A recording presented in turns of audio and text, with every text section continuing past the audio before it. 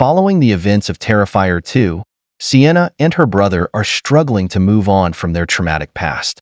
As Christmas approaches, Sienna goes to a distant relative's house, hoping for some peace. But her sense of safety is shattered when Art the Clown returns to Miles County to cause chaos once again.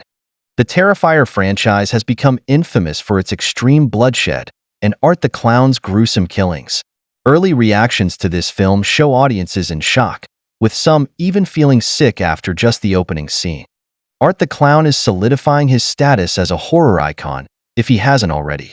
Just when you thought the gore couldn't be more extreme than in the previous two films, Terrifier 3 delivers some of the most brutal and creative killings in the slasher genre.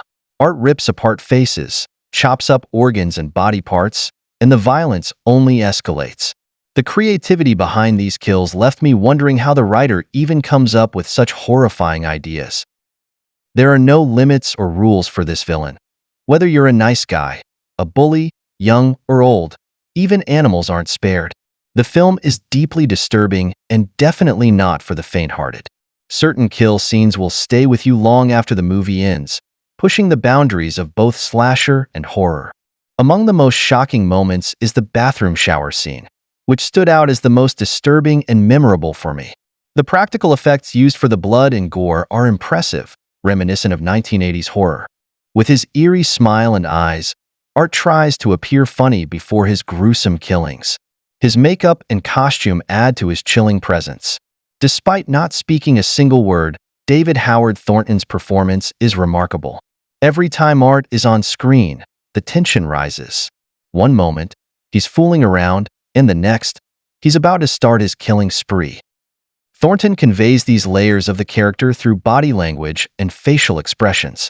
In this film, Art even dons a Santa suit, but his brutality remains unchanged. He doesn't just kill his victims, he tortures them, always finding new, horrific ways to end their lives. He truly embodies a demon in physical form.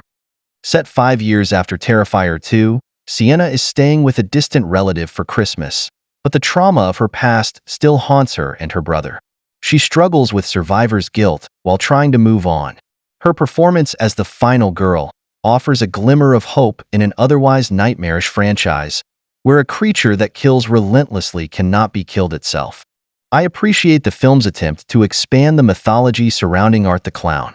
It would be frustrating if there was no deeper story behind his killings, but the primary focus remains on the gore, leaving the story secondary.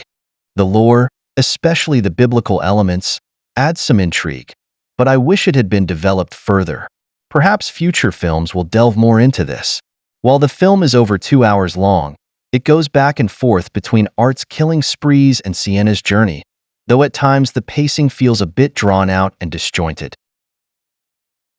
Terrifier 3 pushes the boundaries of slasher horror with its relentless gore and shocking kills.